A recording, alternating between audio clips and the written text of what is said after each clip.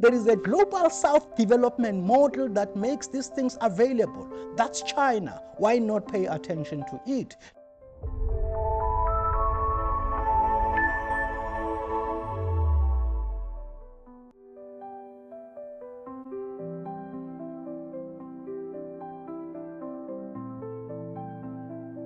In 1993, on 10 April, the South African Communist Party General Secretary Chris Hani was assassinated.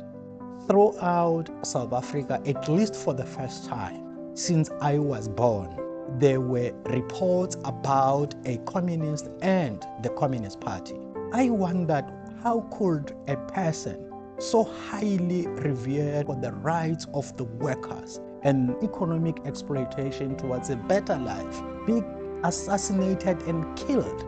That brought me to the South African Communist Party. My uncle, who died in 2013 October, had copies of South African Communist Party journals under the mattress at home. I accessed those copies just in the mid-1990s after Chris Hani's death. There was one article that I found powerful. It was exposing the apartheid leader of South Africa, P.W. Botha, in the 1980s. It was exposing his lies, particular lie. Big lie number 3, that actually captured my imagination, bringing me closer and closer to the Communist Party. And when I completed my matric at the college, I formed part of the students who underwent induction at the South African Communist Party's branch in Mamelodi, which is in the capital city of Tshwane, Pretoria. I spent about a year distribute pamphlets at the trains, at the taxi rank, and so forth. At that time, I had done quite extensive reading of Communist Party material. I realized that there are different interpretations. Around 1996, I began reading primary materials written by Karl Marx and Frederick Engels themselves. I served as the Deputy Branch Secretary for quite a number of years before I became the Branch Secretary.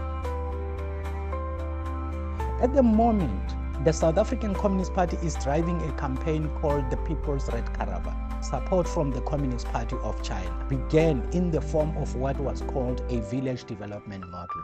So the People's Red Caravan identifies a village, identifies the development needs of the village, identifies the principal economic and social challenges, as well as the development needs of that village, and mobilizes the people in that village with the participation. That program is fairly gaining ground, and wherever it has succeeded, it has the potential to improve the quality of life of the people because of the high rates of unemployment in South Africa.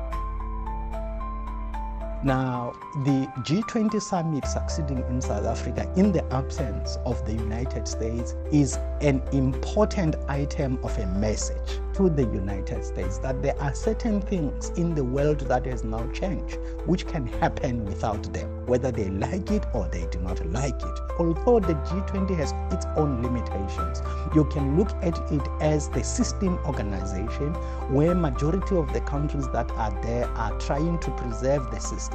When organizations like the South African Communist Party are trying to find the way out of the existing system, you can characterize it as unity and struggle of opposites. South-South cooperation is so critical, and it must serve as a model on how things can be done differently. We come from a history where global powers of the North developed themselves by underdeveloping the lands in the global South and exploiting both the populations and the resources. In China, Shanghai, the founding site of the Communist Party of China at the G20 summit in Johannesburg, guess what? They were asking that we don't need a multipolar world, we need a unipolar world. So they want to lock these global South countries in a world where they do not have any other option but to remain in a subordinate position. South-to-South cooperation is important. That's why we are here. We are searching for the way out from the history of oppression. Make no mistake, that history is not dead. That history is still alive. And its legacy, such as the legacy of global inequalities, remains a force that shapes our relations.